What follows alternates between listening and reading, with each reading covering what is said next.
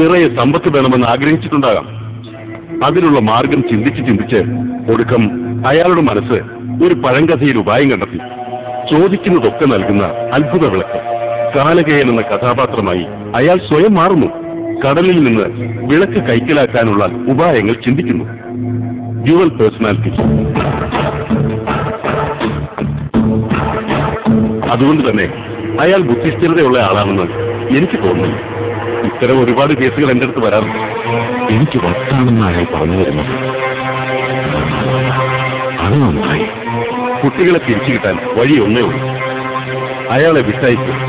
Doctor എന്തായി പറയുന്നത്? അയാളെ വിട്ടയക്കണം. അതെ, കുട്ടികളെ അയാൾ എവിടെയോ താമസിപ്പിച്ചിട്ടുണ്ട്. അയാൾ നേരെ പോവുക അവരുടെ അടുത്തേക്കായിരിക്കും. അറിയാതെ ഫോളോ ചെയ്ത് കുട്ടികളെ രക്ഷിക്കുക.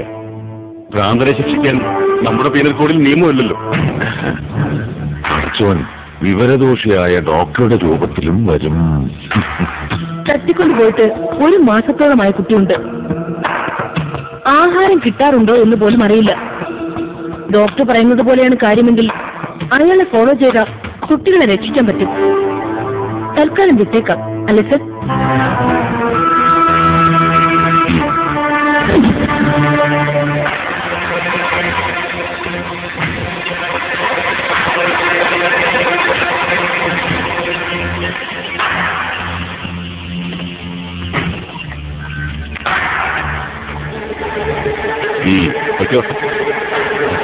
ഏയ്, അങ്ങോട്ടല്ല ഇങ്ങോട്ട്.